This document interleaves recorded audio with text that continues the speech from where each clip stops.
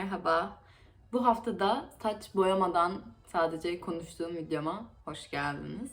Şimdi benim şöyle bir huyum var. Eğer bir filmin kitabı varsa, yani bir kitaptan adapte edildiyse filme, önce kitabını okumam lazım. Böyle bir huyum var, bilmiyorum. Yani önce kitabını okumalıyım. Hani filmi bilerek izlemeliyim diye düşünüyorum. Ve çok fazla böyle film olduğunu fark ettim, kitaptan uyarlanan, ve bunların böyle karşılaştırmasını yapabilirim diye düşündüm. En son okuduğum kitap, bu kitap, videodaki kitap, Koku, bir katilin hikayesi. Evet, çok uzatmadan başlayalım olmadı. Şimdi hikayemiz 18. yüzyılın Fransa'sında geçiyor ve ana karakterimiz adı şu. Şimdi filmde, yani Fransa'da geçen bir hikaye olduğu için bütün isimler Fransızca ve ben de Fransızca bilmediğim için büyük ihtimalle hepsinin adını yalan yanlış söyleyeceğim yani. Kusura bakmayın, çok iyi Fransızca biliyorsanız özür dilerim, yani ben bilmiyorum. Mesela ana karakterimizin adı Jean Baptiste Grenouille. Granny. Ben buna Genco diyeceğim. Çünkü her seferinde bundan bahsederken Granny falan olmasın. Şimdi 18. yüzyıl Fransa'sında bu abimiz doğuyor ve aşırı böyle bir koku alma yeteneği var. Yani böyle 2 kilometre ötede portakal ağacı var falan diyebiliyor. Ve bu yeteneğini kötüye kullanıyor ve bir seri suç, cinayet falan işliyor. Özetle bu hikaye. Kitapta da ki bu tema filmde de aynı şekilde var. Ama bazı farklılıklar olduğunu fark ettim ben. Bunları da 5 kategoriye aldım. Şimdi bu 5 kategori ne? İlki hikayenin akışı. İkincisi karakterler. Üçüncüsü bu ana karakterimiz Genco'nun yan karakterlerle olan etkileşimi, sosyalleşmesi, sosyal hayatı diyebiliriz. Dördüncüsü koku faktörü. Hani bu koku konusu ya da yani bilmiyorum. Beşincisi de ana karakterimiz Jean-Baptiste Genco. Bundan bahsedeceğiz şimdi. Şimdi ilk maddemiz hikayenin akışı. Kitapta hikayemiz Genco'nun doğumuyla başlıyor ve çocukluğunu, yetimhanelerde geçen hayatını, çalıştığı işleri, koku duyusunu olağanüstü olduğunu keşfetmesi, bundan böyle bir saplantı haline getirmesi, bir seri suç ve cinayet işlemesi ve en sonunda yargılanması ve ölümüne konu oluyor. Filmde ise filmi de doğumuyla başlıyor Genco'nun ama doğduktan sonra o yetimhane hayatı, çocukluğu birazcık daha fazla hızlı geçmiş gibi geldi bana filmde. Film sanki daha çok bu koku alma duyusu ve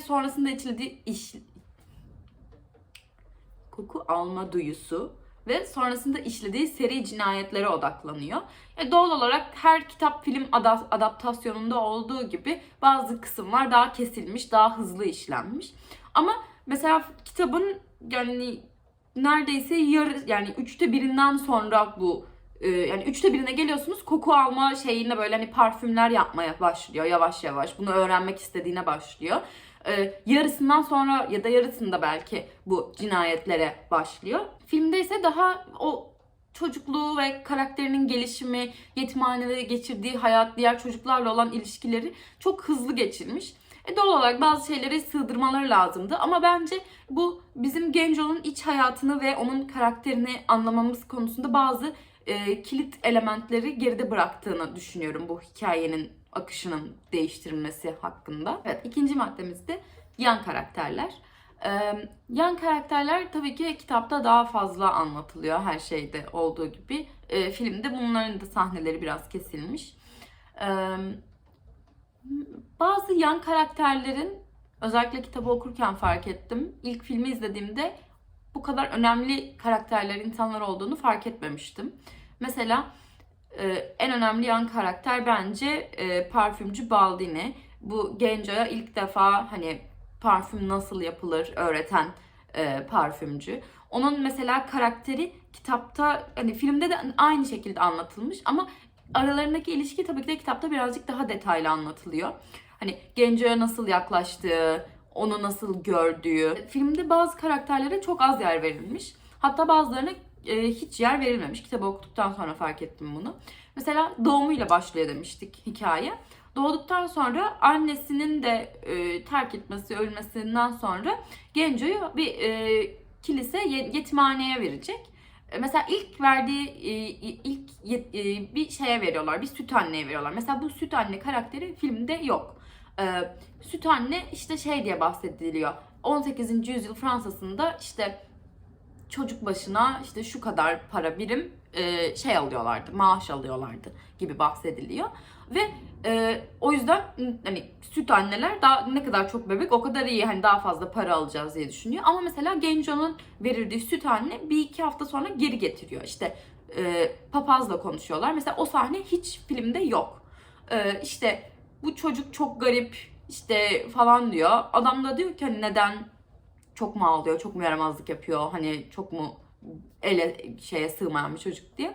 O da diyor hayır işte hiç kokmuyor, hiç ağlamıyor, hiç bebek gibi değil, insan gibi değil, garip bir şey bu, işte bu şeytan bu falan diye şey yapıyor. Çünkü işte hiç kokusu yok. Bebekler işte süt kokar, şey kokar. Bu şeytan, bu hiçbir şey kokmuyor falan diye kiliseye geri getiriyor bebeği ve bizim bebek Genco oradan sonra yetimhaneye gidiyor. Evet, filmde genelde yan karakterlerin sahneleri daha azalmış ya da ana karakterle olan Genco ile olan etkileşimleri birazcık daha kesilmiş bazı karakterlerin. Ama bazı karakterlerin de daha genişletilmiş. Mesela Genco'nun son kurbanı olan Lady Lore nasıl bilmiyorum adı okunuyor. O kız ve onun babası olan Riches karakteri daha fazla işlenmiş. Çünkü yani daha ünlü bir oyuncu oynuyor babasını, herhalde o yüzdendir. Ama mesela ben ilk filmi izleyip sonra kitabı okuduğum için kitapta böyle hep şey bekledim.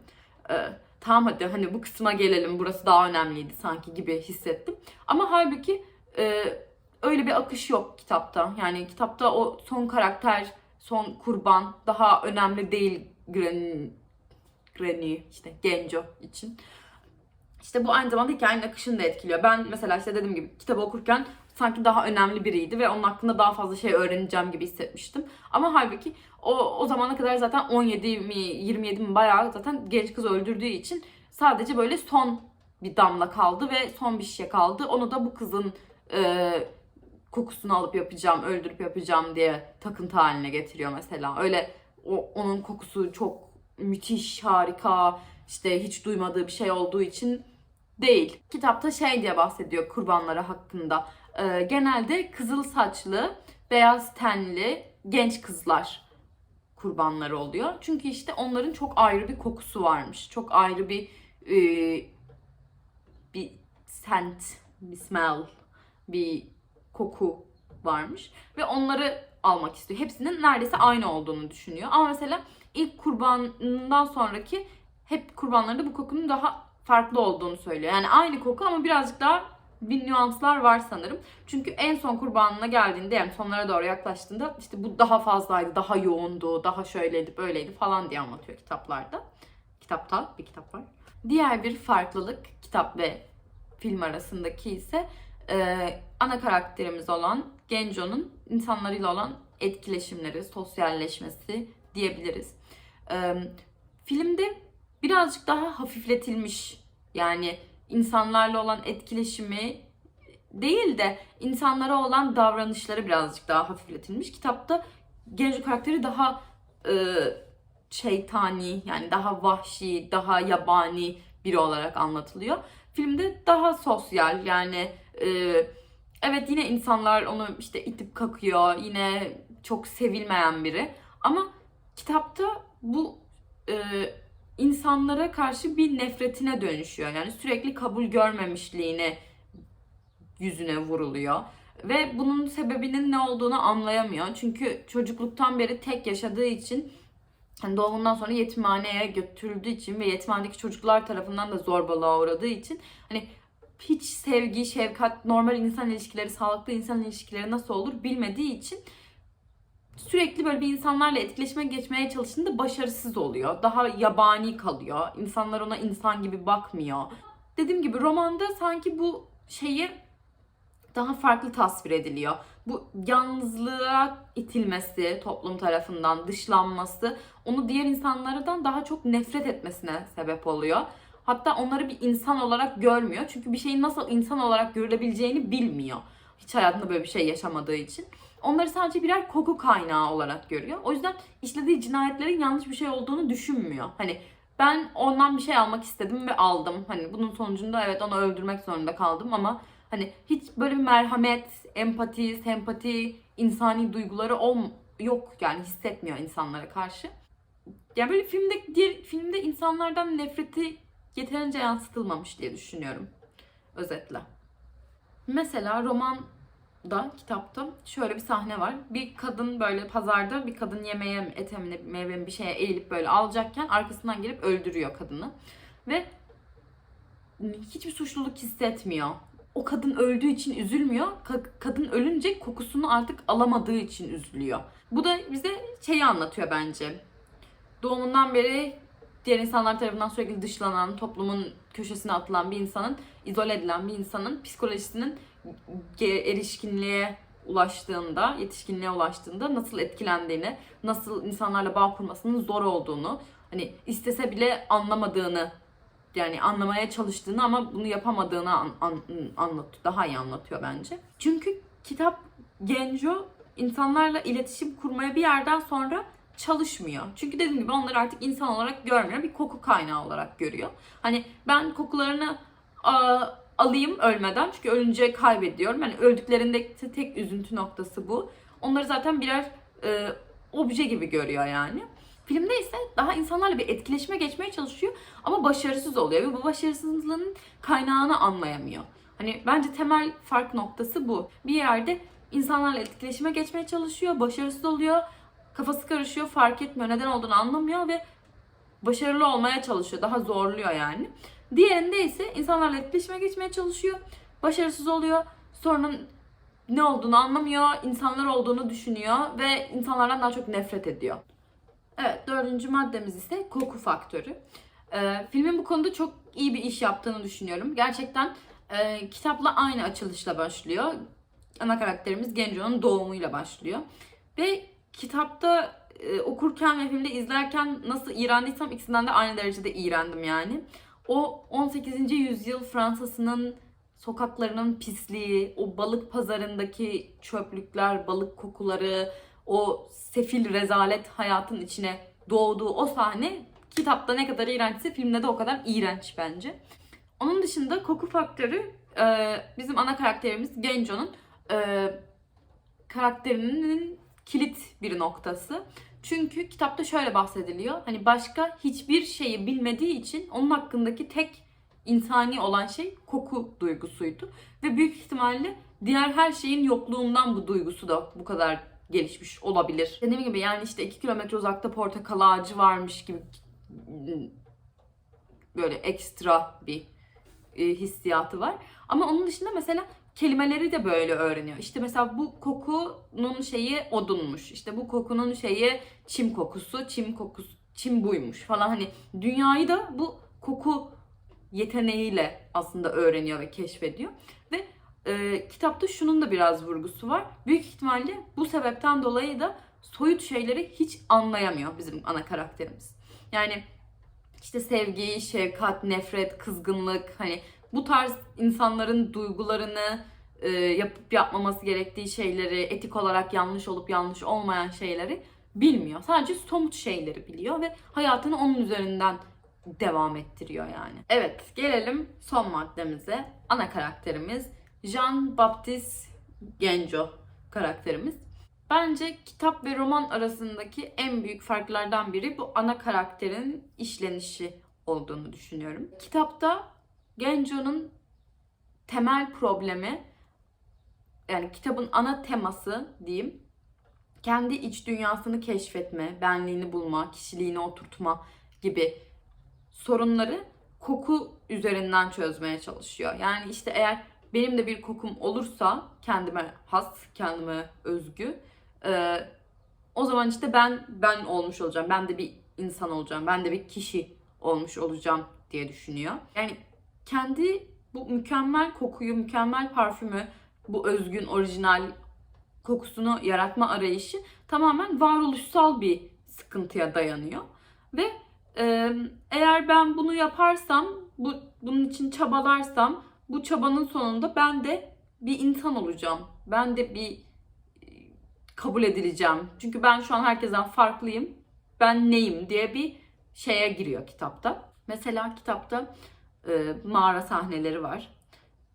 Genco bir ara dünyayı bırakıyor ve bir mağaraya çıkıyor. O mağarada yaşıyor. Ve o mağarada yaşayışı o kadar iğrenç ki, yani hiçbir insanın yaşayabileceği bir insani koşul yok. Yani işte sadece yosun falandan mesela su içiyor. İşte böcek kabuklarını, böyle yani iskeletlerini falan, işte hani etlerini, onları falan yiyor. Hani o mağarada bu varoluşsallığının en depresif anına geliyor. Çünkü birden fark ediyor ki benim bir kokum yok. Hani ben her şeyin kokusunu alıyorum. Her şeyi bir kokuyla özdeştiriyorum. İşte çimin kokusu, odun kokusu, portakal kokusu, neyse. Ama benim kendime özgü bir kokum yok. O zaman ben neyim? Ben kimim? İşte hani Jean-Baptiste Genco kim gibisinden bir tribe giriyor. Oradan çıkıyor yani açıkçası. Filmde de mağara sahneleri var. Ama filmde yine mağara sahnelerini böyle yine toplumun onu ittiği, onun böyle hani uzaklaşmak zorunda olduğu ve orada işte yalnızlığına daha çok vurgulandığını düşünüyorum. Kitap Genco yalnız değil mi? Yalnız. Ama bunun film Genco kadar dert etmiyor. Yani yalnız olmak değil de bir insan olmak hani onun için. Şöyle ki filmde de kitapta da ana karakterimiz insanlar tarafından kabul edilmek, toplumun bir parçası olmak istiyor. Bu ikisinde de var. Ama bunun kaynağı ikisinde farklı şekilde işlenmiş. Filmde daha çok insanlar tarafından kabul edilmek istemesinin sebebi artık doğuştan beri yalnız olduğu için yalnız olmak istememesi. Kitaptaki Genco ise yalnızlıkla o kadar bir problemi yok. Çünkü diğer insanları sadece bir hani zaten insan gibi görmüyor. Bir koku kaynağı olarak görüyor. Sadece toplumun bir parçası olmak istemesinin bir sebebi bir insan, bir birey olarak kendisini keşfetmesi. Yani şöyle söyleyeyim. Kitap Genco, film Genco kadar insanların ne düşündüğünü çok umursamıyor. Çünkü insanları insan olarak görmüyor. Bence de zaten film ve kitap arasındaki en büyük temel fark bu. Ana karakterin empati yoksunluğu, ana karakterimizin diğer insanları bir araç olarak görmesi, daha vahşi, daha yabani olması, kabul edilmek istenmesinin sebebinin az önce söylediğim gibi tamamen farklı olması ve bu sebebin kendi benliğini bulmaktan çıkması benim gözümde kitabı daha iyi bir hikaye yapıyor. Yani Koku bir katilin hikayesi, film mi kitap mı derseniz ben kitabı daha çok beğendim. Yani bu karşılaştırmalarda hep sanırım kitap bir tık daha önde olacak. Aşırı sürükleyici, dili çok akıcı, okuması çok kolay bir kitap ve ilginç. Yani hani sonra ne olacak şimdi diye merak ediyorsunuz. Filmi ilk izlediğimde çok beğenmiştim. İkinci izlediğimde de çok beğendim. Bence gayet iyi bir film adaptasyonu olmuş. Evet, genel olarak hikayenin akışı, yan karakterler, koku faktörü, sosyalleşme falan filan bu tarz şeylerin daha az işlenilmesi. Yani zaten her kitap film adaptasyonunda filmde bazı şeyler daha az işlenir. Bunlara okeyim. Sadece dediğim gibi ana karakterin sebebi birazcık daha iyi anlatılabilirdi bence. Hani onun bir kimlik arayışını ya da o mağarada geçirdiği zamanı daha alamadım filmden, bilmiyorum. Yani yakın zamanda okuduğum için belki öyle hissediyorumdur. Ama yani ikisi de bence başarılı buldum. Sonları da bir tık farklı ama belki gerçekten yani buraya kadar zaten çok fazla spoiler verdim, farkındayım. Ama eğer tam sonunu ne oluyor? Genco'nun yani yakalanıyor mu? Ölüyor dedim galiba, hatırlamıyorum. Ölüyorsa nasıl ölüyor? İnsanlar bu duruma nasıl davranıyor? Bu tarz şeyleri merak ediyor olabilirsiniz belki diye sonunu söylemek istemedim. Sonunda da bir tık farklılıklar var dediğim gibi. Ama zaten bence en büyük farklılık Genco karakterinin sebepleri ve bu seri cinayetleri neden işlediği ve insani yönüydü bence. Yani bu şekilde eğer ilginizi çekerse önce bence kitabı okumanızı tavsiye ederim. Film her ne kadar çok güzel olsa da bazı şeyleri anlamak konusunda, hani karakterlere daha iyi hakim olmak konusunda önce kitap okumanızı tavsiye ederim. Bu hafta da bu kadar. Haftaya da Başka bir şey yaparım. Bilmiyorum. Görüşürüz.